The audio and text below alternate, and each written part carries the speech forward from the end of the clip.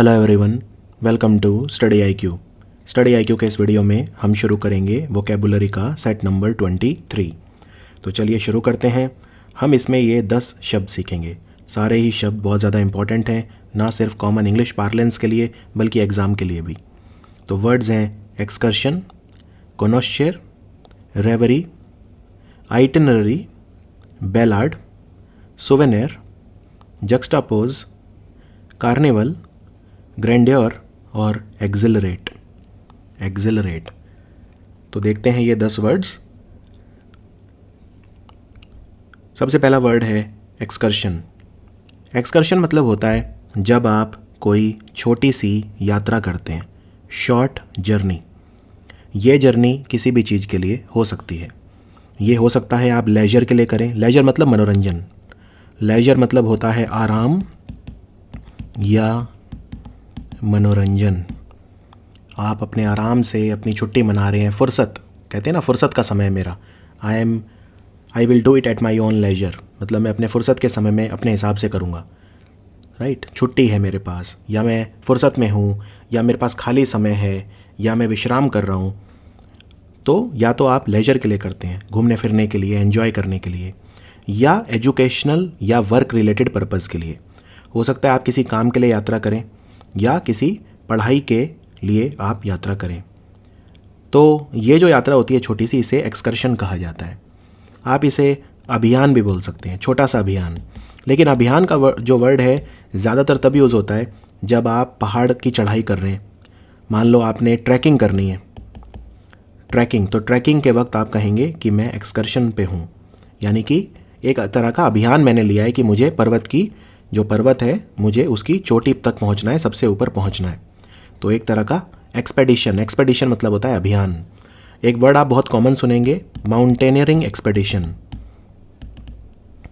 Mountaineering मतलब पर्वतारोहण, पहाड़ की चढ़ाई करना, पर्वतारोहण। तो पर्वतारोहण अभियान यानी माउंटेनियरिंग एक्सपेडिशन, जिसमें काफ़ी सारे लोग या कई बार अकेले भी व्यक्ति पर्वत के सबसे ऊपर जाता है। तो इसके एग्जाम्पल देखते हैं। The author in his latest novel wrote about the trip to Sikkim in which he gave every detail of the excursion. जो लेखक है, जो ऑथर है, उसने अपनी सबसे जो नई किताब है, लेटेस्ट नॉवल है, उसमें लिखा है अपने सिक्किम के ट्रिप के बारे में। ठीक है, ट्रिप आप समझते ही होंगे, ट्रिप लगाते हैं हम, कहीं घूमने जाते हैं, ट्रिप लगाते हैं। तो उसने अपने सिक्किम के ट्रिप के बारे में लिखा है और उसने पूरी की पूरी डिटेल दी है अपने एक्सकर्शन के बारे में, यानी अपनी सिक्किम यात्रा के बारे में उसने पूरी की पूरी जो है वो डिटेल दी है। तो सिक्किम एक्सकर्शन या सिक्किम ट्रिप के बारे में पूरी डिटेल दी है। After a brief excursion into drama he concentrated on his main interest which was poetry. अब देखिए, एक्सकर्शन का मतलब जो है वो सिर्फ, जब हम अभियान की बात कर रहे हैं तो सिर्फ हम यात्रा या घूमने फिरने के लिए बात नहीं करेंगे। मान लो थोड़े समय के लिए मुझे पता नहीं कि मुझे जीवन में क्या करना है, तो मैं कई चीज़ें ट्राई कर रहा हूँ। यानी मैंने पहले ड्रामा में एक्सकर्शन किया, यानी एक तरह से मैंने ड्रामा की यात्रा करी। मैंने अपनी जो यात्रा है, जीवन की यात्रा, उसमें पहले ड्रामा ट्राई करा। तो मैं बोलूँगा after a brief excursion into drama, यानी मेरी जो ड्रामा की यात्रा थी, नाट्य के क्षेत्र में जो मैंने यात्रा करी, वो थोड़ी देर रही, ब्रीफ रही। ब्रीफ मतलब छोटी रही। तो किसी व्यक्ति की बात हो रही है, after a brief excursion into drama, ही मतलब वो।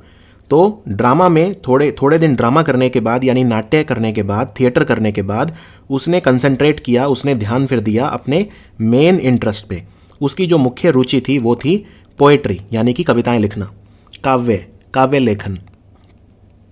लेकिन उसने उससे पहले ड्रामा को भी ट्राई किया, यानी ड्रामा में भी एक्सकर्शन किया।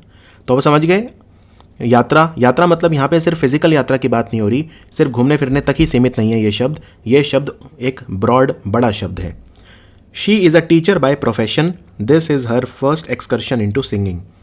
वो अपने प्रोफेशन से, अपने काम से एक अध्यापक है, यानी टीचर है, और सिंगिंग में वो पहली बार जा रही है, यानी सिंगिंग के क्षेत्र में उसकी ये पहली यात्रा है, पहली जर्नी है। यानी कि वो वेंचर कर रही है सिंगिंग में, यानी कि वो गायन ट्राई कर रही है, वो गायन के क्षेत्र में एक्सकर्शन कर रही है।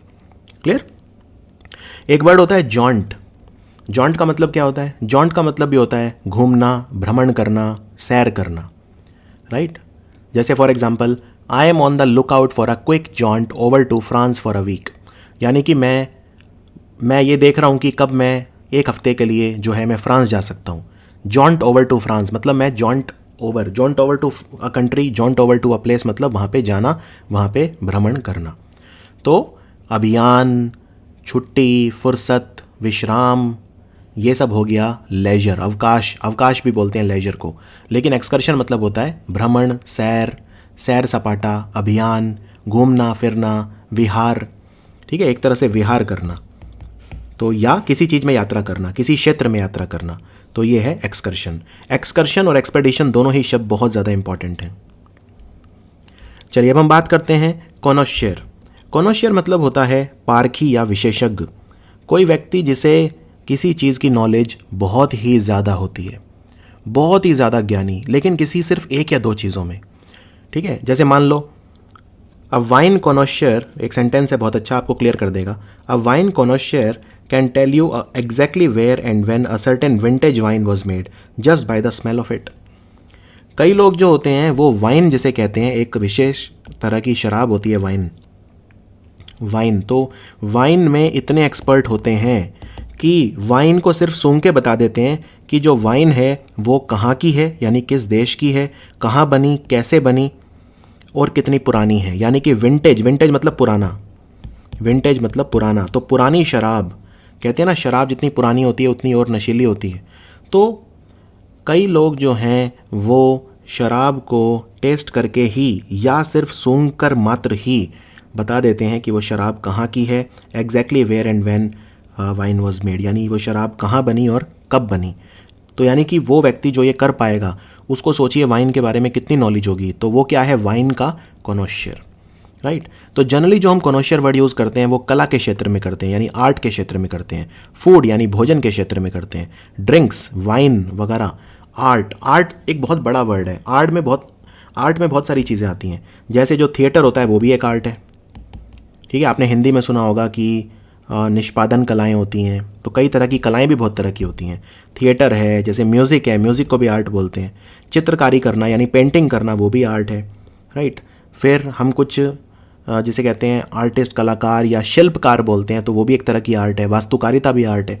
तो आर्ट का दायरा, कला का जो दायरा है वो काफ़ी बड़ा है। फिर एक क्लासिकल आर्ट होती है यानी शास्त्रीय, एक फोक आर्ट होती है यानी कि लोकगीत होते हैं, क्लासिकल डांस, क्लासिकल म्यूज़िक। तो किसी भी एक क्षेत्र में जो व्यक्ति बहुत ज़्यादा नॉलेज रखता है, यानी हम उसे विशेषज्ञ कह सकते हैं, उस चीज़ का कॉनोशियर कह सकते हैं। तो कॉनोशियर जब हम बोलेंगे तो हमें आगे लगाना पड़ेगा भाई वो कॉनोशियर तो है लेकिन किस चीज़ में है, राइट। तो अब इसके देखते हैं सिनोनिम। अफिशियोनाडो मतलब होता है किसी एक चीज़ में जो व्यक्ति काफ़ी तल्लीन होता है, काफ़ी ज़्यादा घुसा हुआ होता है उस चीज़ में, उस चीज़ की जानकारी बहुत ज़्यादा रखता है, उस चीज़ में माहिर होता है, तो अफिशियोनाडो। प्रोफिशिएंट मतलब हम एक वर्ड कर चुके हैं। प्रोफिशिएंट मतलब जो अनुभवी हो, जो कुशल हो, जो दक्ष हो, जो निपुण हो। याद है एक वर्ड आपको डेक्स्ट्रस, तो डेक्स्ट्रस मतलब proficient, right. Know something inside out, अगर आप किसी व्यक्ति को बोलते हैं, ये एक मुहावरा है कि मैं इस चीज़ को एकदम अंदर बाहर से जानता हूँ, यानी कि आप उसे पूरी तरह से जानते हैं, तो इंग्लिश में उसे बोलते हैं मुहावरे को नो समथिंग इनसाइड आउट। मान लीजिए कोई आपसे पूछता है कि क्या आप क्रिकेट की नॉलेज रखते हैं, आप कहेंगे cricket, oh I know about cricket inside out, यानी क्रिकेट को तो मैं एकदम बहुत अच्छे से जानता हूँ, आप मुझसे क्रिकेट के बारे में कुछ भी पूछ सकते हैं।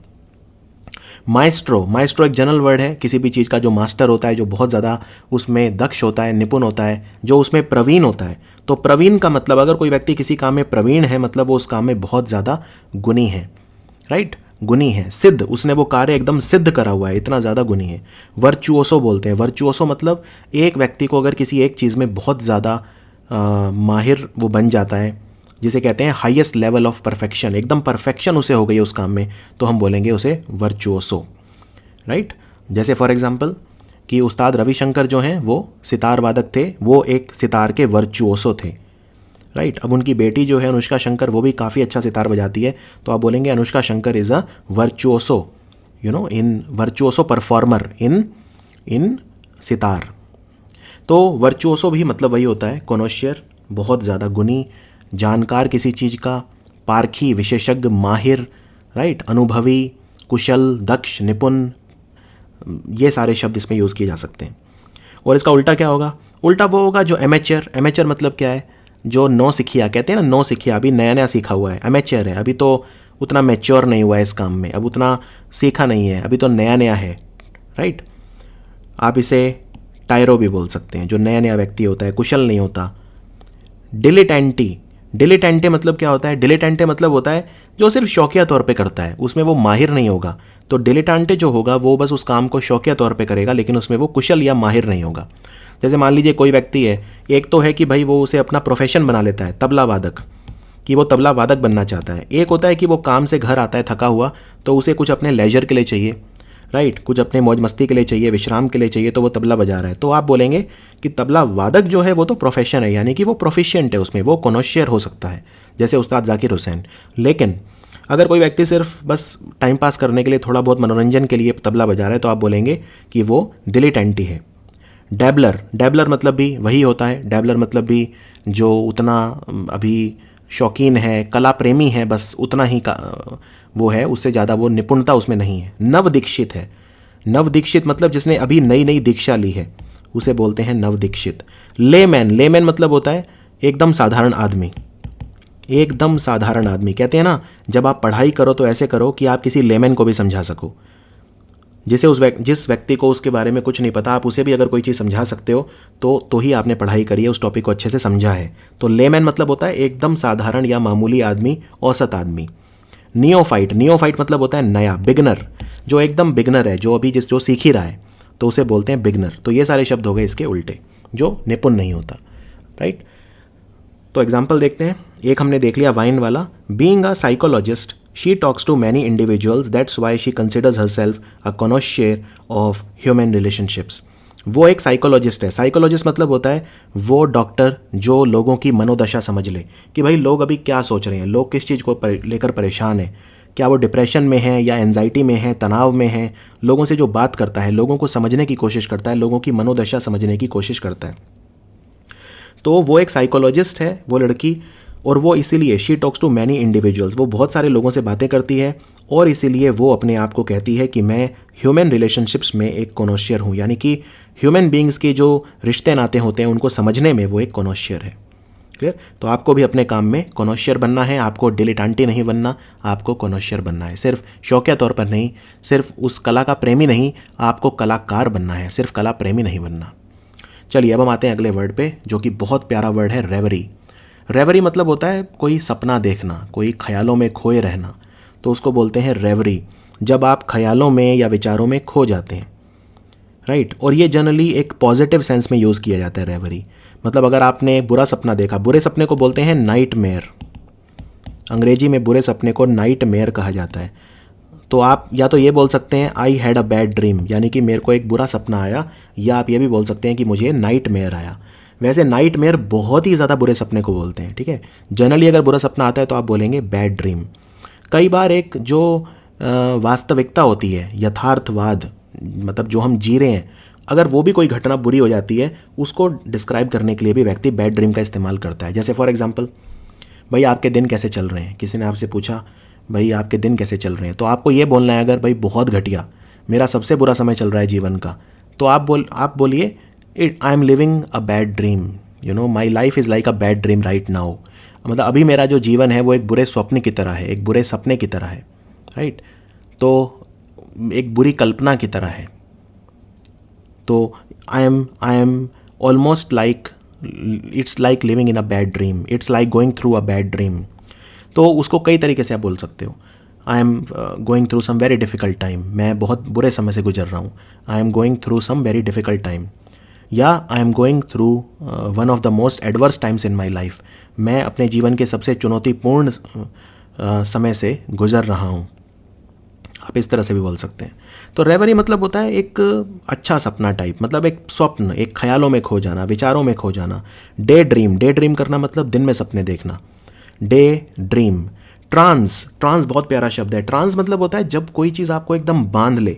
जैसे कई बार आप म्यूज़िक सुनेंगे, कई बार आप कोई म्यूज़िक सुनेंगे, अगर ख़ास तौर पे लाइव शो, अगर आपके सामने लाइव म्यूज़िक चल रहा है कोई, तो कई बार वो इतना ज़्यादा मदहोश आपको कर देता है, एकदम आप बिल्कुल उसके वशीभूत हो जाते हैं, आप हिल ही नहीं पाते अपनी सीट से, वो आपको ऐसे बांध लेता है, एक ऐसे बांध लेता है आपको, उस अवस्था को ट्रांस कहते हैं, जब आप एकदम वशीभूत हो जाते हैं, एकदम उसमें जैसे म्यूज़िक के साथ ही म्यूज़िक आपका शरीर हो गया, यानी आप उसमें एकदम रम गए, एकदम समा गए, एकदम मोहावस्था, मोह में आप उसके एकदम, जो मोह की अवस्था होती है, ठीक है, एक तरह की बेहोशी, मतलब आपको होश ही नहीं है, आपको होश ही नहीं, आप एक दूसरी ही दुनिया में चले गए, तो उसे बोलते हैं ट्रांस।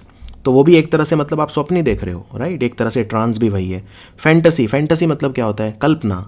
फैंटेसी मतलब होता है हमारी कल्पना।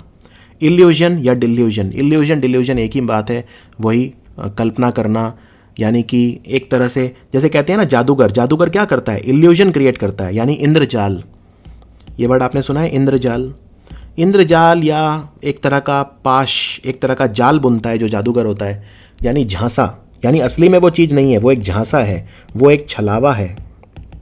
जैसे जादूगर ने गाड़ी गायब कर दी, तो वास्तव में गाड़ी गायब थोड़ी हुई है, लेकिन हाँ, जिस तरह से उसने लोगों को मूर्ख बनाया, जिस तरह से लोगों को उसने एक तरह से वो छलावा क्रिएट करा, तो एक तरह से गलतफहमी क्रिएट करी, तो वो जो इंद्रजाल बनाया, तो वो जो है उसको बोलते हैं इल्यूजन या delusion. Delusion generally negative sense में यूज़ होता है, जैसे for example, are you deluded, क्या बात कर रहे हो, कहीं आप होश में तो हो, are you deluded. Are you deluded बहुत ही ज़्यादा कॉमन है, आम भाषा में बहुत ज़्यादा इस्तेमाल होता है। आर यू डिल्यूडेड का मतलब होता है क्या आप होश में तो हो, कहीं आप ऐसा तो नहीं है कोई अपनी कल्पनाओं में हो, are you deluded. Illusion, illusion मतलब वही छलावा, कपट, एक तरह से कपट, लेकिन यहाँ कपट वो धोखे वाला कपट नहीं है, जादूगर आपके साथ कोई धोखा नहीं कर रहा, हाँ आंखों का धोखा कर रहा है, ठीक है ना, समझ गए फ़र्क आप क्या कहना चाह रहा हूँ मैं। एंटोनिम, एंटोनिम इसका उल्टा क्या होगा? अटेंटिवनेस, अलर्टनेस या रियलिज्म। रियलिज्म मतलब होता है यथार्थवाद, जो वास्तव में वहाँ पे है चीज़। अब एक तो होगा इल्यूजन या डे ड्रीम या फैंटेसी, कल्पनाएं, स्वप्न वगैरह, एक वास्तव में यथार्थवाद। यथार्थवाद मतलब जो चीज़ वहाँ पे है, यानी वास्तविकता। तो रियलिज्म मतलब होता है जो चीज़ रियल है, जो वास्तविक है, तो वास्तविकता। अलर्टनेस, अलर्टनेस मतलब आप अलर्ट हैं, एकदम चौकन्ने हैं, एकदम ऐसा नहीं है कि कोई आपको कोई बेवकूफ़ बना रहा है या कोई इंद्रजाल वगैरह हो रहा है या कोई सपने देख रहे हो, आप एकदम अलर्ट हैं, आपको पता है क्या हो रहा है। अटेंटिव हैं, एकदम अटेंटिव मतलब एकदम मुस्तैद हैं, राइट, एकदम चौकन्ना हैं, एकदम आप अलर्ट हैं, अटेंटिव हैं, तो ये हो गए इसके उल्टे। एग्जाम्पल देखते हैं। A sudden knock on the door broke her reverie. वो अपने ख्यालों में लड़की खोई हुई थी, रेवरी में खोई हुई थी एकदम, उसका रेवरी टूट गया। ब्रोक हर रेवरी मतलब उसका स्वप्न टूट गया। कैसे? किसी ने दरवाजे पे नॉक कर दिया, दरवाजे पे नॉक कर दिया मतलब दरवाजे पे हाथ मारा दरवाज़ा खोलने के लिए। तो a sudden knock on the door, तो a sudden knock on the door मतलब अचानक जब दरवाजे पे किसी ने हाथ मारा बार बार, तो उससे उसका जो रेवरी है वो टूट गया, यानी सपना जो है वो टूट गया, वो यानी वो सपने देख रही थी बैठ के उस वक्त। To me, music is a reverie that allows me to escape my tedious job as an accountant. मेरे लिए जो म्यूज़िक है वो एक रेवरी की तरह है, मैं म्यूज़िक में क्योंकि खो जाता हूँ। म्यूज़िक मुझे ये अलाउ करता है, यानी म्यूज़िक जो है मुझे ये अलाउ करता है कि मैं अपनी जो रोज़मर्रा की मेरी जो ज़िंदगी है, मैं क्या काम करता हूँ, मैं अकाउंटेंट का काम करता हूँ, मैं एक मुनीम हूँ, एक तरह का अकाउंटेंट हूँ। तो मेरा ये जो जॉब है बहुत टीडियस है, टीडियस मतलब बहुत ज़्यादा कठिन है, टीडियस है, कठोर है, बोरिंग है, रोज़ मैं वही काम करता हूँ। लेकिन जब मैं शाम को आके म्यूज़िक को गले लगा लेता हूँ तो म्यूज़िक मेरे लिए रेवरी है, यानी मैं किसी और दुनिया में पहुँच जाता हूँ, अपनी कल्पनाओं में खो जाता हूँ, तो म्यूज़िक मेरे लिए रेवरी है। चलिए अगला वर्ड है आइटनरी, राइट। इसको प्रोनाउंस करना थोड़ा सा डिफ़िकल्ट है, इसे कई लोग वैसे आइटनरी बोलते हैं, कई लोग आइटनरी बोलते हैं। तो इसका मतलब क्या होता है? मान लीजिए आप किसी ट्रिप पे जा रहे हैं, मान लीजिए आप मनाली घूमने जा रहे हैं, तो और आपने ये ट्रिप जो है बुक कराया है किसी टूर ऑपरेटर से, तो वो टूर ऑपरेटर आपको पूरा लिख के देगा कि भाई पहले दिन हम क्या क्या देखेंगे, ये काम करेंगे। जैसे पहले दिन हम ट्रैवल करेंगे दिल्ली से मनाली, दूसरे दिन फिर हम मनाली में सुबह उठ के यहाँ जाएंगे, फिर हम खाना खाएंगे, फिर हम ये करेंगे। यानी दिन बाय दिन, घंटे बाय घंटे आपको एक विवरण मिलता है, अपनी यात्रा का कार्यक्रम मिलता है, राइट। भ्रमण संबंधी रूपरेखा मिलती है आपको पूरी की पूरी, उसे हम बोलते हैं आइटनरी, राइट। तो ये एक तरह का डॉक्यूमेंट होता है, ये पूरा इस पे प्लान लिखा होता है, पूरा आपके मन में जो है जो जहाँ जाना है। तो ये आइटनरी जो होती है ये आप खुद भी तैयार कर सकते हो या जो टूर ऑपरेटर है वो आपको देते हैं। वो डिपेंड करता है कि आपने जो बुकिंग कराई है वो आपने खुद ही कराई है या आपने किसी के थ्रू कराई है। तो लोग अपनी खुद की भी तैयार करते हैं आइटनरी, हर आदमी ऐसा नहीं है टूर ऑपरेटर से ही कराता है, लोग खुद भी अपना पूरा ट्रिप प्लान करते हैं। तो इसका सिनोनिम हो गया शेड्यूल, यानी पूरा शेड्यूल बनाना, भाई आज मैं ये करूँगा, कल मैं ये करूँगा। एक तरह से लघुकरण पुस्तिका है ये, आपकी यात्रा दैनिकी है ये, आपकी यात्रा दैनिकी।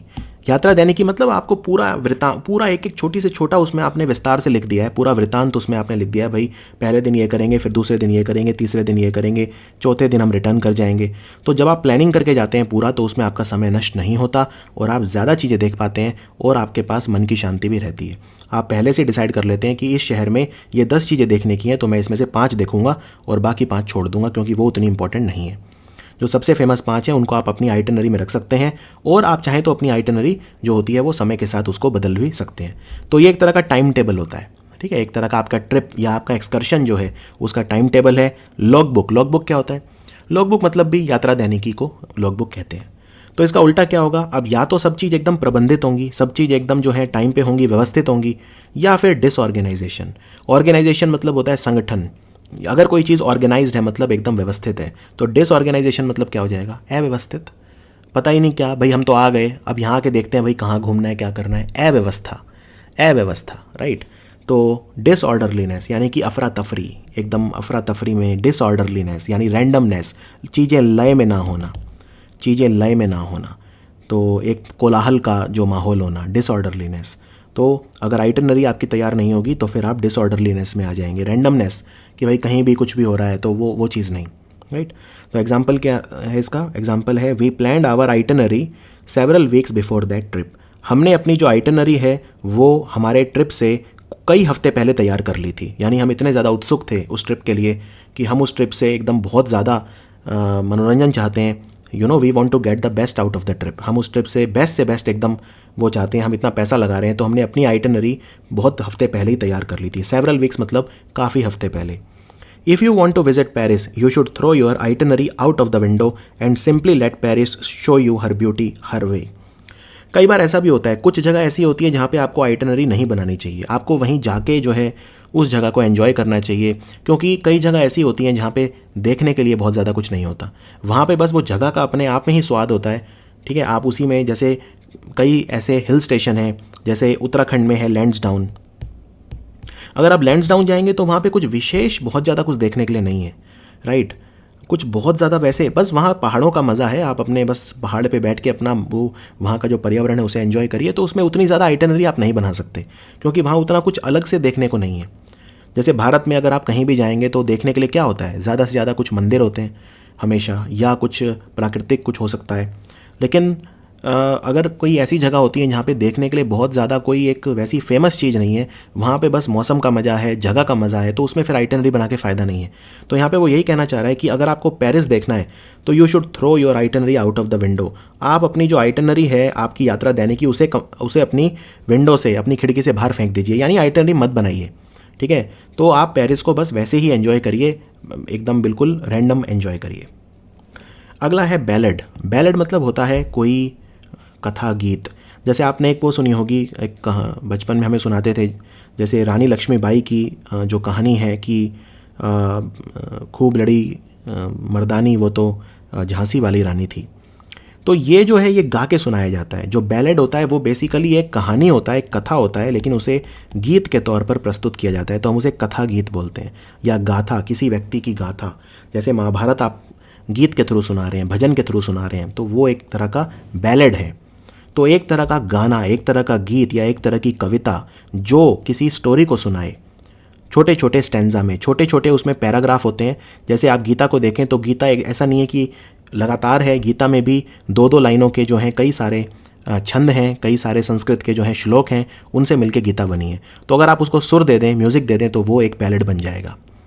तो इसका सिनोनिम हो गया डिट्टी। डिट्टी मतलब भी वही होता है, कोई गीत है, डिट्टी, एंथम। और जनरली जो होता है कथा गीत वगैरह, ये गाथा गीत वगैरह बहुत ज़्यादा सुरीले होते हैं, बहुत ज़्यादा सुरीले होते हैं, बहुत ज़्यादा इनमें मज़ा आता है, लय होती है, एक बहुत ज़्यादा सुर में होते हैं, राइट।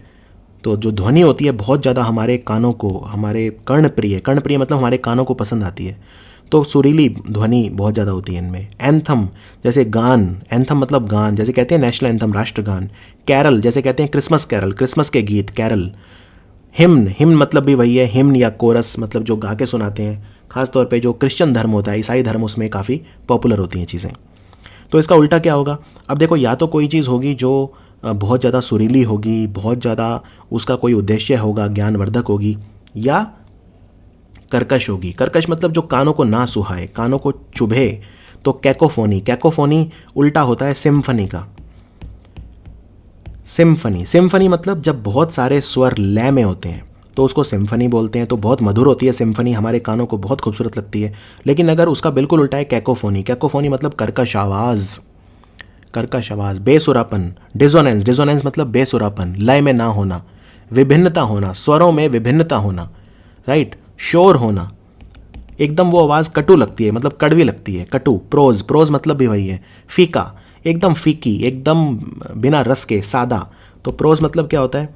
प्रोज मतलब एकदम फीका। अब यहाँ पे फीके का मतलब स्वाद से नहीं हो रहा, फीका मतलब कोई भी चीज़ जो बोरिंग हो, जो जिसमें रस ना हो, जो एकदम नीरस हो, फीकी हो, एकदम सादी हो, बिल्कुल सादी, तो उसको बोलते हैं प्रोज। या साइलेंस हो, कि भाई गीत ही ना हो, कोई बिल्कुल एकदम शांति, कुछ नहीं, तो ये सब इनके उल्टे हो सकते हैं। तो एकदम एग्जैक्ट तो बैलेड का कुछ उल्टा नहीं हो सकता, क्योंकि बैलेड का मतलब तो गीत होता है, तो गीत का कुछ उल्टा यानी भिन्नार्थी शब्द तो नहीं हो सकता। लेकिन हाँ, बहुत सारे ऐसे शब्द हैं जो बिल्कुल उसके उल्टे हो सकते हैं, जैसे दिखा सकते हैं कि हाँ जो दिशा है वो दूसरी है। एग्जाम्पल देखते हैं। The poem on Rani Lakshmibai is so beautiful that it can easily be transformed into a heartfelt ballad. जो रानी लक्ष्मीबाई के ऊपर लिखी हुई कविता है वो इतनी खूबसूरत है कि उसे हम किसी भजन में या गाने में भी पिरो सकते हैं। तो बैलेड मतलब भजन या गाना। हार्ट फेल्ट मतलब दिल को छू जाने वाला, हार्ट फेल्ट मेरे दिल को फील कर गया, दिल को टच कर गया। In many countries the folk ballad was one of the earliest forms of literature. बहुत सारे देशों में जो लोक गायन है, जो लोग मिलके भजन वगैरह गाते हैं, वही लिटरेचर था, वही साहित्य था, राइट, वही साहित्य था। तो देखो, एक चीज़ होती है जिसे हम बोलते हैं ओरल हिस्ट्री। ओरल हिस्ट्री मतलब जैसे लोग कहते हैं कि भाई भगवान राम जो हैं, भगवान राम थे या नहीं थे। कई बार लोग कहते हैं भाई महाभारत असली में धरती पे हुई थी कि नहीं हुई थी, रामायण असली में धरती पे हुई थी कि नहीं हुई थी, या सिर्फ ये एक काव्य है, सिर्फ एक ग्रंथ है। देखो, ग्रंथ है, इसमें तो कोई शक नहीं है, लेकिन इतनी सारी चीज़ें हैं इनसे रिलेटेड। जगह जगह पे तीर के निशान हैं, जहाँ पे युद्ध हुआ था वो जगह है, कुरुक्षेत्र है, उनके अस्त्र वगैरह हैं, आज भी मिलते हैं उनके जो चीज़ें हैं। तो वो हमारी माइथोलॉजी नहीं है, पौराणिक कहानियाँ नहीं है, वो हिस्ट्री है, हमारा इतिहास है, राइट। तो ओरल हिस्ट्री क्या होती है? ओरल हिस्ट्री मतलब एक समय ऐसा था जब ये सब नहीं थी, कॉपी किताबें वगैरह नहीं थी, तो लोग लिखते कहाँ थे? देखिए, लेखनी तो बहुत बाद में आई है। जो लिखने की कला है, पहले भोजपत्रों पे लिखा जाता था, पत्तों के ऊपर लिखा जाता था, किताबें वगैरह तो बहुत बाद में आई हैं, बहुत बाद में। तो अब एक आप समय इमेजिन करिए जब लिखावट थी ही नहीं, लोग सिर्फ बस पत्थरों पे चिन्ह वगैरह बना देते थे या वैसे। तो जो उस समय की चीज़ें हुई वो अगली पीढ़ी तक कैसे पहुंची? ओरल हिस्ट्री, बातों से। ओरल, ओरल मतलब मुंह, हमारा मुख। बाप ने बेटे को सुनाया, बेटे ने फिर अपने बेटे को सुनाया, इसे बोलते हैं ओरल हिस्ट्री। तो ओरल हिस्ट्री को नकारा नहीं जा सकता, ठीक है ना, क्योंकि जब लिखने का कोई साधन ही नहीं था तो किस पे लिखा जाएगा। तो आज भी ओरल हिस्ट्री है। हाँ, ओरल हिस्ट्री में एक फ़र्क आ जाता है, उसमें यह पता नहीं चलता कि वास्तव में कितना असली है और कितना जोड़ा गया है, वो एक फ़र्क ज़रूर आ जाता है। क्योंकि मान लीजिए बढ़ा चढ़ा के भी लोग बताते हैं कई बार। अब मेरे को कुछ पता चला अपने पिता से, तो मैं उसे अपने आगे बच्चे को बताऊंगा, हो सकता है मैं उतना एक्यूरेट ना बताऊं, उसमें मेरा अपना कुछ लक्ष्य हो सकता है, मेरे अपने कुछ विचार हो सकते हैं, मैं उनको जोड़ दूं, तो वो एक चीज़ रहती है। लेकिन इसका मतलब ये नहीं है कि ओरल हिस्ट्री को नकारा जा सकता है। चलिए अब बात करते हैं सोवेनियर। सोवेनियर क्या होता है? मान लीजिए आप कहीं पे घूमने गए, अब वहाँ पे आपने कोई चीज़ आप साथ लेके आना चाहेंगे कि भाई मुझे याद रहे मैं वहाँ घूमने गया था। मान लीजिए आप गए शिमला, तो शिमला से आप कोई चीज़ ले आए खरीद के कि भाई मुझे याद रहे मैं शिमला गया था, तो वो एक स्मारक, एक निशानी हो गई, उसे सोवेनियर कहा जाता है। बहुत ही खूबसूरत शब्द है ये, राइट। तो कोई भी ऐसी वस्तु, कोई भी ऐसी चीज़ जो आपको उस किसी व्यक्ति की, किसी जगह की या किसी घटना की याद दिलाए, उसे सोवेनियर बोलते हैं। तो सिनोनिम क्या हो गया इसका? मेमेंटो, मेमेंटो रिमेम्बरेंस, याद करना। रेलिक, अगेन ये सारे शब्द मिलते जुलते हैं। वैसे रेलिक का मतलब होता है अवशेष, तो एकदम एग्जैक्ट सिनोनिम नहीं है, लेकिन हाँ मिलता जुलता है। अवशेष, स्मारक चिन्ह, रेलिक यानी अवशेष। कई बार मृत व्यक्ति का भी लोग जो अवशेष वगैरह है, स्मारक अवशेष वगैरह रखते हैं। जैसे फॉर एग्जांपल कई बार जो हमारे जो जवान हैं वो शहीद होते हैं देश के लिए, वो वीरगति प्राप्त करते हैं, तो शहीद होते हैं, मार्टर्स होते हैं। तो शहीदों की जो विधवाएं हैं या जो उनके बच्चे हैं, वो उनकी पोशाक, जैसे उनकी कैप है जो वो सर पे पहनते हैं, या जो उनके बिल्ले हैं जो उन्होंने उनको विशिष्ट सेवा के लिए मिले हैं, वो सब रखते हैं। तो वो एक तरह से रेलिक हैं, उनके अवशेष हैं, ठीक है ना। उनकी पोशाक हो गई, उनकी ड्रेस हो गई, उनकी टोपी हो गई, उनकी कैप, ये सब चीज़ें, तो वो भी उनके एक तरह से आप कह सकते हैं कि उनके वो स्मृति चिन्ह हैं, ठीक है। उनकी हमें स्मृति आती है उसको देख के। मेमोरियल मतलब होता है स्मारक, तो स्मारक बनते हैं, कई बार बड़ी बड़ी बिल्डिंग बनती हैं, स्मारक बनते हैं। कोमेमोरेटिव मतलब जैसे कहते हैं कोमेमोरेटिव कॉइन या कोमेमोरेटिव स्टैम्प, कई बार डाक टिकट जारी करी जाती है किसी व्यक्ति की याद में, तो कोमेमोरेटिव स्टैम्प यानी उसको याद करने के लिए। कोमेमोरेटिव मतलब सब मिलकर याद करें इसलिए। कॉइन, कई बार सिक्का जारी किया जाता है, कोमेमोरेटिव कॉइन, किसी को याद रखने के लिए, उसकी निशानी यादगार बनाने के लिए, तो ये सब होता है। तो सोवेनियर बहुत ही खूबसूरत शब्द है। She bought a miniature model of the Taj Mahal as a souvenir of a trip to Agra. बिल्कुल, अब जब आगरा जाते हैं तो आप देखेंगे आगरा में ताजमहल के बाहर जो है दुकानें हैं, वहाँ पे लोग छोटे छोटे ताजमहल बेच रहे होते हैं, बिल्कुल छोटे छोटे, तो कई लोग खरीदते हैं। तो यहाँ पे वही लिखा है कि उस लड़की ने एक छोटा सा ताजमहल का मॉडल ख़रीदा, जो बिल्कुल ताजमहल जैसा दिखता था, कोई पत्थर का छोटा सा एक वो बुत ले लिया होगा, जिससे उसे याद रहे कि वो आगरा आई थी, यानी एक सोवेनियर की तरह काम करे। On our first date at the beach, I grabbed a seashell as a souvenir to remind me of how beautifully our relationship began. जब मैं पहली बार डेट पे गया था, डेट का मतलब होता है जब लोग प्यार में होते हैं, मोहब्बत में होते हैं, तो वो आपस में जब सबसे पहली बार समय व्यतीत करते हैं साथ, तो उसे कहते हैं फर्स्ट डेट। पहली बार वो साथ जा रहे हैं, बाहर घूमने जा रहे हैं, तो उसे डेट कहा जाता है। तो मैं जो अपनी पहली डेट थी हमारी जो बीच पर थी, उसमें मैंने एक शीशेल मतलब होता है सीपी समझते हैं आप, समुद्र के किनारे सीपी, शंख वगैरह ये सब आपको मिल जाते हैं। तो मैंने एक जो सी शेल है यानी सीपी है, उसे कलेक्ट कर लिया, उसे उठा लिया वहाँ से एज अ सोवेनियर, क्योंकि वो एक मेरे को याद दिलाएगा, हमेशा रिमाइंड कराएगा, मेरे को याद दिलाएगा कि हमारी जो रिलेशनशिप है वो कितने ब्यूटीफुली शुरू हुई थी, कितने खूबसूरती से वो शुरू हुई थी। अगला शब्द है जक्सटापोज। जक्सटापोज मतलब क्या होता है, मान लो आपने एक गिलास लिया, कांच का गिलास है, और एक दूसरा कांच का गिलास लिया। अब आप देखना चाहते हैं, दोनों में तुलना करना चाहते हैं, भाई पानी किस में ज़्यादा है, तो उसके लिए आपको क्या करना पड़ेगा, आपको दोनों गिलास साथ रखने पड़ेंगे, वरना आप चेक नहीं कर पाएंगे। कोई भी तरीका नहीं है, दो हूबहू जो गिलास हैं कांच के, उनमें अगर आप पानी की तुलना करना चाहते हैं कि भाई किस में पानी ज़्यादा है, तो कोई तरीका नहीं है उसे जांचने का, बजाय इसके कि आप उन्हें साथ में रख दें। साथ में रखें मतलब उन्हें जक्सटापोज करें, यानी एक दूसरे के साइड में रख दें, एडजेसेंट रख दें, एडजेसेंट मतलब एकदम साथ में। अपोज कर दें, अपोज मतलब ये होता है साथ में। नेबरिंग मतलब एक तरह से दोनों नेबर एक दूसरे के बन गए, राइट, एक तरह से पड़ोसी। ब्रिंग टुगेदर, दोनों को साथ लाना, ब्रिंग टुगेदर मतलब साथ लाना। तो तुलना करने के लिए जब दो चीज़ों को या दो से ज़्यादा चीज़ों को पास पास रखा जाता है तो हम उसे बोलते हैं जक्सटापोज। अब यहाँ पे ये फ़ोटो देखिए, इसमें ये व्यक्ति, ये जो इंडिया गेट बोलते हैं इस जो फ़ोटो में आपको दिख रहा है, तो इंडिया गेट जो है, इंडिया गेट की ये एक पोस्ट कार्ड लाया है, ये पोस्ट कार्ड इसके हाथ में है, और पीछे असली इंडिया गेट है। तो ये तुलना कर रहा है दोनों को साथ लाके कि भाई दोनों में किस तरह से तुलना कर रहा है। तो जब आप चीज़ों को साथ रखते हैं उनकी तुलना करने के लिए, तो उसे जक्सटापोज कहते हैं।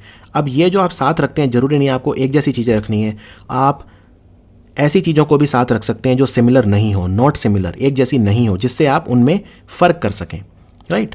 तो मुझे अगर पता करना है कि भाई कांच का गिलास ज़्यादा अच्छा है कि स्टील का, तो मैं कांच और स्टील दोनों वालों को पास पास रखूँगा और देखूँगा कि उनमें से कौन सा मुझे ज़्यादा अच्छा लग रहा है। तो कई बार सेम चीज़ों की तुलना होती है, कई बार अलग अलग चीज़ों की तुलना भी होती है। तो इसका उल्टा क्या होगा, अब या तो आप किसी चीज़ को पास लेकर आएंगे, जक्सटापोज करेंगे, या दूर कर देंगे यानी सेपरेट कर देंगे। सेपरेट मतलब किसी को दूर कर देना, सेग्रीगेट मतलब भी वही होता है, दूर कर देना, स्प्लिट कर देना, अलग अलग कर देना, दोनों के बीच में लकीर खींच देना यानी डीमार्केट कर देना। रिमोट मतलब वही अलग थलग, दूर, एक दूसरे से दूर। डिसोसिएट कर देना यानी उन्हें अलगाव, डिसोसिएट कर देना, राइट। मैं अपना नाम किसी के साथ जोड़ रहा हूँ, यानी कि मैं अपना नाम किसी के साथ एसोसिएट कर रहा हूँ। अगर मैं अपना नाम किसी के साथ पहले जुड़ा हुआ है उसको हटा रहा हूँ, मतलब मैं अपना नाम उसके साथ डिसोसिएट कर रहा हूँ।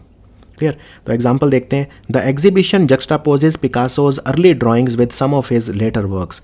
अभी एक प्रदर्शनी लगी हुई है, प्रदर्शनी मतलब जहाँ पे बहुत सारी चित्र दिखाए जाते हैं, पेंटिंग दिखाई जाती हैं, चित्रकारिता के बहुत सारे वहाँ पे नमूने होते हैं। तो एक प्रदर्शनी लगी है, वहाँ पे पिकासो एक बहुत महान चित्रकार थे, इतिहास के सबसे महान चित्रकारों में से एक थे पिकासो। तो पिकासो की जो पुरानी ड्राइंग है और पिकासो ने जो बाद में ड्राइंग बनाई, लेटर वर्क्स मतलब बाद की कृतियाँ, उनको जक्स्टापोज करा हुआ है वहाँ पे तुलना के लिए। तो उस चीज़ की प्रदर्शनी लगी हुई है। Interior designers like to juxtapose the light furniture against dark floors to create a dramatic contrast. Contrast मतलब होता है विभिन्नता। तो आजकल के जो इंटीरियर डिज़ाइनर है, इंटीरियर डिज़ाइनर मतलब होता है जो आपके घर में डिज़ाइन करता है, कौन सी चीज़ कहाँ रखी जानी चाहिए, सोफ़ा कहाँ रहेगा, फ्रिज कहाँ रहेगा, रसोई कहाँ होगी। तो इंटीरियर डिज़ाइनर ये सब काम करते हैं। तो पहले जो वास्तुकार होते हैं वो काम करते हैं, वास्तुकार आपका एक मोटा मोटा पूरा घर बना देते हैं, लेकिन उसके बाद पर्दे किस तरह के लगेंगे, सोफ़ा कहाँ होगा, फ्लोर पे किस तरह की चटाई आएगी, बेड कहाँ पे आएगा, ये सब इंटीरियर डिज़ाइनर करते हैं। तो इंटीरियर डिज़ाइनर जो होते हैं वो क्या करते हैं, वो लाइट फर्नीचर यानी जो थोड़ा सा हल्के रंग का फर्नीचर है उसे डार्क कलर के यानी गहरे कलर के जो फ्लोर है यानी जो फर्श है, यानी फर्श होना चाहिए डार्क और फर्नीचर होना चाहिए लाइट, तभी एक कॉन्ट्रास्ट दिखेगा, दोनों में विभिन्नता दिखेगी, तो वो काफ़ी खूबसूरत लगती है। तो वो ये पसंद करते हैं, दे लाइक टू जक्स्टापोज, यानी कि वो लाइट फर्नीचर को डार्क फ्लोर के साथ रखते हैं, जक्स्टापोज करते हैं। अगला वर्ड है कार्निवाल। कार्निवाल क्या होता है? देखो, कार्निवाल होता है कोई त्यौहार। जैसे आप बीच पे गए, बीच पे पार्टी चल रही है, वहाँ पे जो हैं लोग अलग अलग तरह के कपड़े पहन के आए हैं, बहुत ही सुंदर डांस कर रहे हैं, हर तरफ मज़ा आ रहा है, लोग खा रहे हैं, पी रहे हैं, गेम्स खेल रहे हैं, राइड्स झूले वगैरह हैं, मशीन्स हैं, झूले वगैरह झूल रहे हैं। मेला एक तरह का, कार्निवल मतलब होता है मेला, एक तरह का आनंद उत्सव या त्यौहार। तो जनरली ये जो त्यौहार मेले वगैरह, अब तो खैर इनका चलन कम हो गया है, अब तो हम मॉल्स वगैरह में जाने लगे हैं, शहरी हो गए हैं। लेकिन गांव वगैरह में आप देखें या जो टियर 2 टाउन है, छोटे शहर में, उनमें आज भी मेलों की बहुत ज़्यादा लोग मतलब पसंद करते हैं मेलों वगैरह में जाना। आज मतलब मेलों का एक अलग ही वहाँ पे एक जुनून होता है लोगों के अंदर, एक लोगों का हुजूम मतलब भीड़ होती है वहाँ पे, और बहुत ज़्यादा एंजॉय वहाँ पे लोग करते हैं। तो मेले वगैरह भी हमारी संस्कृति का प्रतीक हैं, क्योंकि बहुत सारे मेले तो मंदिरों में लगते हैं, बहुत सारे मेले तो भगवान के नाम पर लगते हैं, त्योहारों में लगते हैं, दिवाली का मेला, दशहरे का मेला, दुर्गा पूजा का मेला इत्यादि। तो उन सबको हम कार्निवल बोलते हैं। जनरली कार्निवल वर्ड हम यूज़ करते हैं वैसे शहरी उत्सवों के लिए, जैसे बीच पे पार्टी हो रही है, कार्निवल हो रहा है, राइट। तो इसके सिनोनिम देखते हैं। फेस्टिवल मतलब होता है कोई त्यौहार या कोई पर्व। गाला मतलब भी वही होता है, वो मैं एक गाला में गया, गाला इवेंट में गया। जम्बोरी क्या होता है? जम्बोरी मतलब भी वही होता है, उत्सव, दावत, समारोह, जमावड़ा लोगों का, लोग जहाँ पे आमोद प्रमोद कर रहे हैं, मिल रहे हैं, जहाँ पे क्रीड़ा कर रहे हैं, मस्ती कर रहे हैं। मैरी मेकिंग भी वही है, आपस में मिलजुल के एंजॉय करना, मैरी मेकिंग। फेयर मतलब होता है उत्सव, फेस्टिवल एक ही बात है, फेयर या फेस्टिवल। सेलिब्रेशंस मतलब किसी चीज़ को मनाना, किसी चीज़ को एंजॉय करना। तो इसका उल्टा क्या होगा? अब कहीं पे तो उत्सव होगा, कहीं पे मेला होगा, कहीं पे लोग मिलेंगे, दावत चल रही है, समारोह, जश्न चल रहा है, जमावड़ा, हुजूम लोगों का। लेकिन कहीं सॉम्बर मतलब क्या होता है?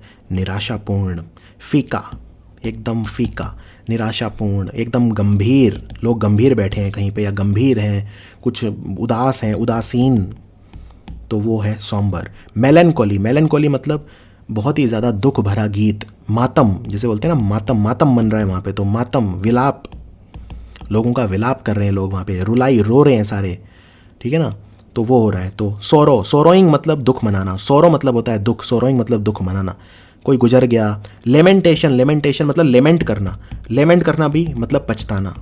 मैं बहुत लेमेंट करता हूँ कि मैंने पहले पढ़ाई नहीं करी, पहले पढ़ाई करी होती तो आज मैं ज़रूर कुछ बन गया होता, तो मैं लेमेंट करता हूँ मतलब पछताता हूँ। तो लेमेंट से बना लेमेंटेशन, यानी कि वही उदासीन और वही सब, ठीक है।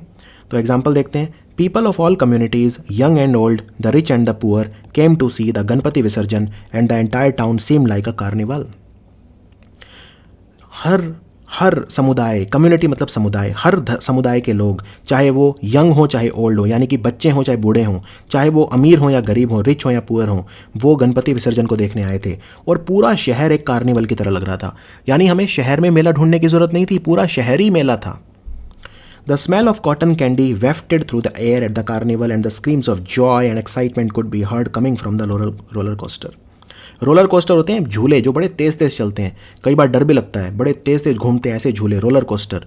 तो जो कॉटन कैंडी, उस मेले में कॉटन कैंडी, एक तरह की टॉफ़ी होती है बहुत ज़्यादा स्वादिष्ट, उसकी खुशबू चारों तरफ हवा में घूम रही थी उस मेले में। वेफ्टेड थ्रू द एयर, स्मेल किसकी? कॉटन कैंडी की।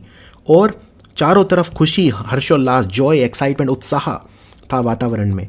तो रोलर कोस्टर पे लोग चिल्ला रहे थे, स्क्रीम कर रहे थे, क्योंकि डर लगता है ना झूले पे बैठ तो जाओ लेकिन फिर डर भी तो लगता है। तो फिर वो रोलर कोस्टर में बैठ गए लोग और वहाँ पे पर्व चल रहा है, जॉय, एक्साइटमेंट, उत्साह चल रहा है, लोग एक दूसरे को एंजॉय कर रहे हैं, चिल्ला रहे हैं, वो अलग ही सुख होता है। अब बात करते हैं ग्रैंड्योर। बहुत ही प्यारा शब्द है ग्रैंड्योर। ग्रैंड्योर मतलब होता है भव्य। कई बार आप किसी बिल्डिंग को देखेंगे, आपको देख के लगेगा भाई क्या भव्य चीज़ है। भव्य समझते हैं? बहुत ही ज़्यादा बड़ा, बहुत ही ज़्यादा अमीरियत जिसमें दिखे, एकदम देख के लगे भाई पैसा लगाया हुआ है। कई शादियाँ होती हैं ऐसी, इतना ग्रैंड्योर, एकदम आप घुसेंगे उन शादियों में तो एकदम ऐसा लगता है कि भाई फूलों से लेके और हर चीज़ इतनी ज़्यादा सजी होती है, इतनी ज़्यादा लाइट होती है वहाँ पे, इतना प्रकाश होता है, इतने तरह के व्यंजन, स्वादिष्ट व्यंजन वहाँ पे होते हैं। ग्रैंड्योर, अलग ही भव्यता होती है। भव्य, ऐश्वर्य दिखता है, पैसा दिखता है कि पैसा बाहर रखा है।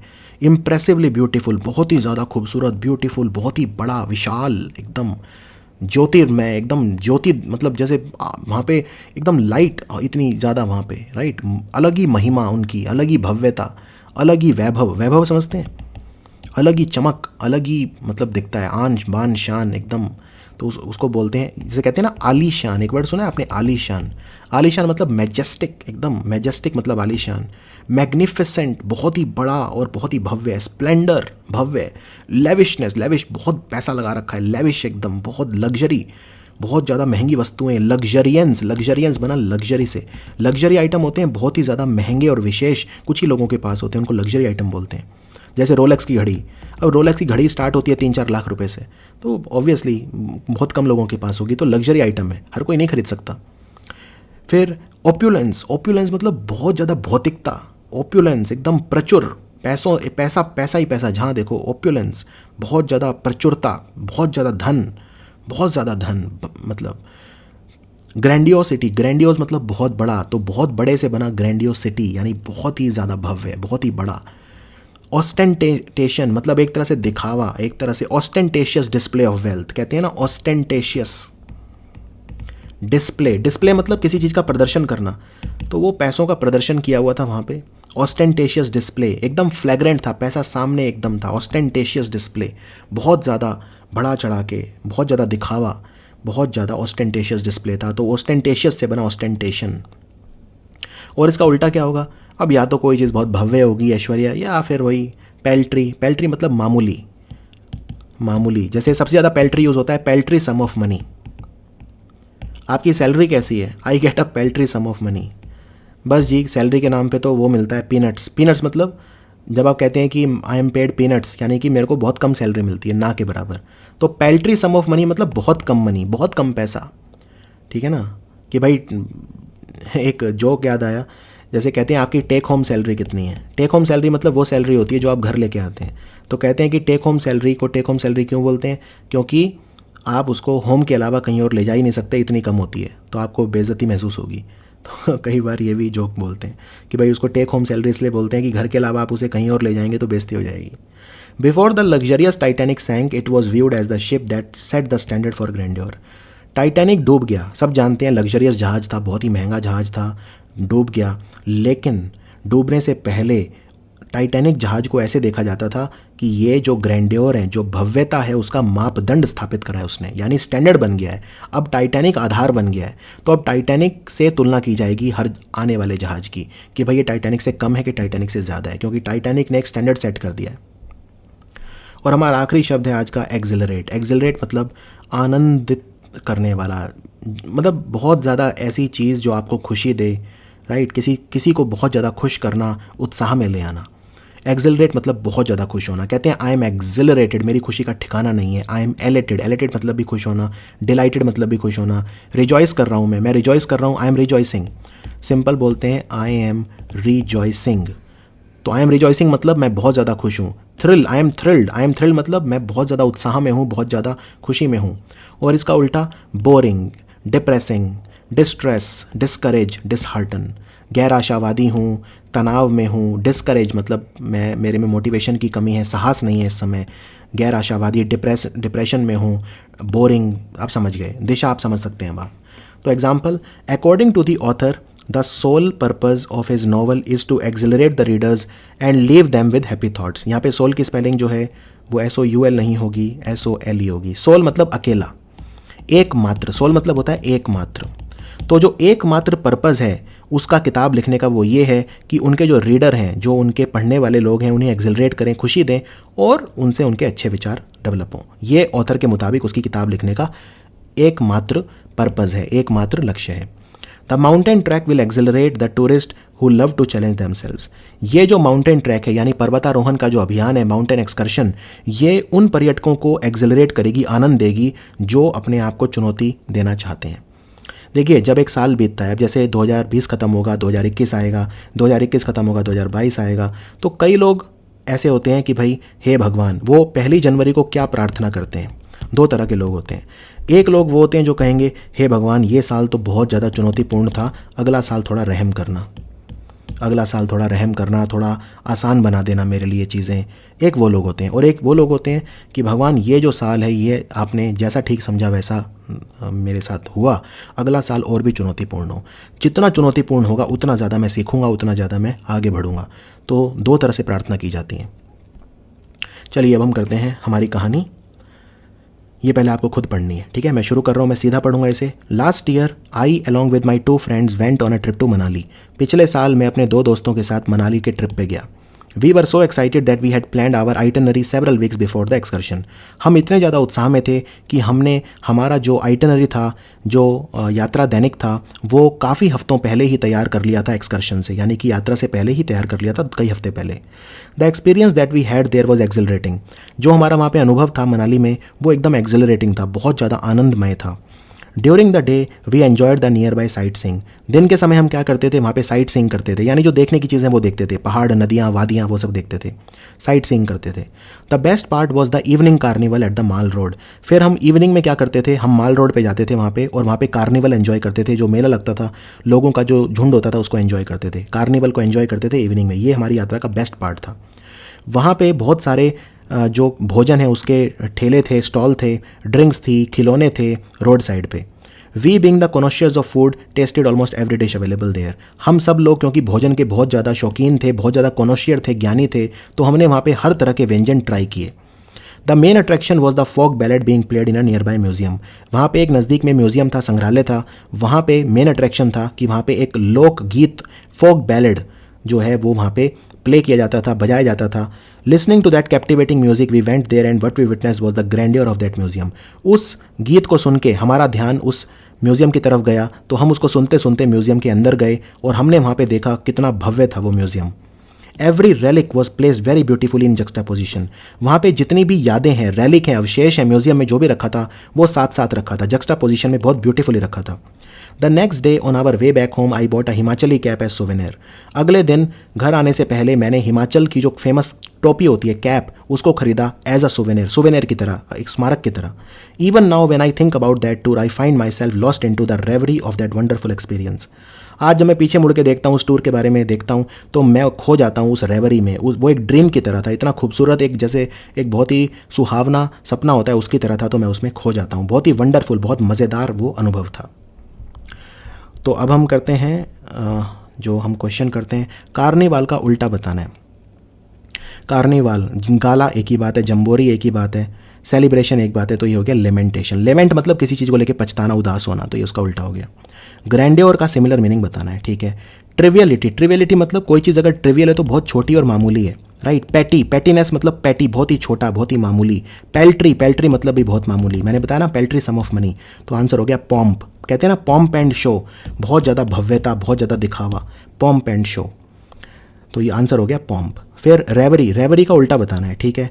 रेवरी ट्रांस भी वही है, डिल्यूजन या फैंटेजम, तो आंसर हो गया रियलिज्म, वास्तविकता। रेवरी तो सपना है, उसका उल्टा है वास्तविकता। कोनोशियर का उल्टा बताना है, ठीक है।